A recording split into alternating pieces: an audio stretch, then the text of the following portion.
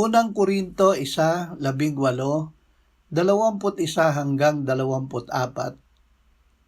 Ang salita ng krus ay kahangalan sa mga napapahamak, ngunit sa atin na inililigtas, ito ay kapangyarihan ng Diyos. Sapagkat yamang sa karunungan ng Diyos ay hindi nakilala ng sanlibutan ng Diyos sa pamamagitan ng karunungan nito, ay kinalugdan ng Diyos na iligtas ang mga sumasampalataya sa pamamagitan ng kahangalan ng pangangaral.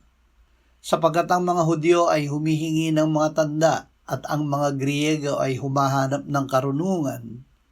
Subalit ipinangangaral namin ang Kristo na ipinako sa krus na isang katitisuran sa mga Hudyo at kahangalan sa mga Hintil. Ngunit sa kanila ng mga tinawag, maging mga Hudyo at mga Griego, si Kristo ang kapangyarihan ng Diyos at ang karunungan ng Diyos. Binigyan ng karunungan ng Diyos.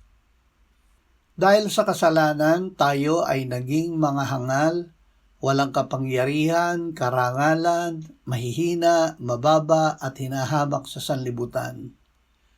Ngunit pinili tayo ng Diyos na marinig natin ang ebanghelyo na si Kristo ay namatay para sa ating kasalanan, muling binuhay, iniakyat at iniluklok ng Ama sa kanyang kanan sa langit.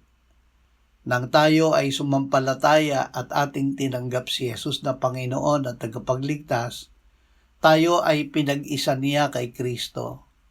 Tayo ngayon ay na kay Kristo Jesus na naging karunungan para sa atin mula sa Diyos, at katuwiran at kabanalan at katubusan, upang ayon sa nasusulat, ang nagmamalaki ay ipagmalaki ang Panginoon.